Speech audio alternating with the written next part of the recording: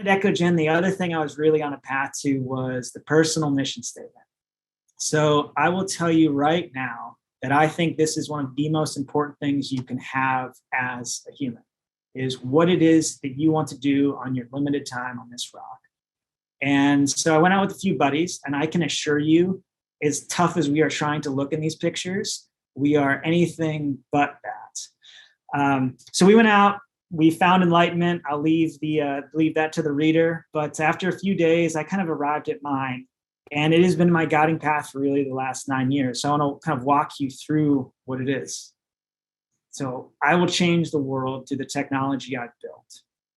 Each part was intimately crafted. It has specific reasons for that. And so I use the word will because it's like will versus want. I believe that I will be able to do it. I don't want to, I believe I can do it.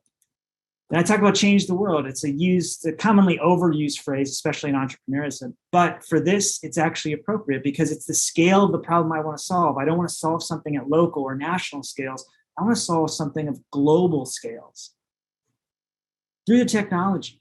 I'm a technologist. I'm an engineer. I'm not a politician, a banker, or an artist. Like, this is what I do. This is how I intend to change change the world, is through the technology I have. And then that last word is the critical word in my life, which is build. I need to do this through action, through building, through creating a physical thing.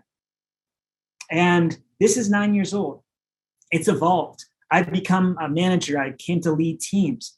I've actually thought a lot about taking the I's and replacing with we's, because we's can do so much more than I's. And that's, a profound kind of shift. One of the things it doesn't explicitly say is for good. Change the world for good. And when I presented this to the whole company a couple of years ago, that was some of the feedback I got. And I asked myself, I said, why doesn't it say that? And, you can think what you want about what I'm about to say, but ultimately, I like doing really hard things. If they happen to be for building weapons, I'd actually be okay with that. But that's kind of the hallmark of a personal mission statement, is that it's authentic to you. And if it's authentic to you, not to what everybody else thinks, then it's your true kind of guidepost, your true kind of guiding light. And the last one that was a profound shift is when I became a dad. What if I can't do this, but my son can? Is that good enough? That's putting a lot of pressure on somebody else to maybe copying it out for me. But what if I create the environment for him to be able to do it? Or as a manager, as a leader of a team, what if I create the environment for my team to do it? And that's where it becomes, particularly interesting.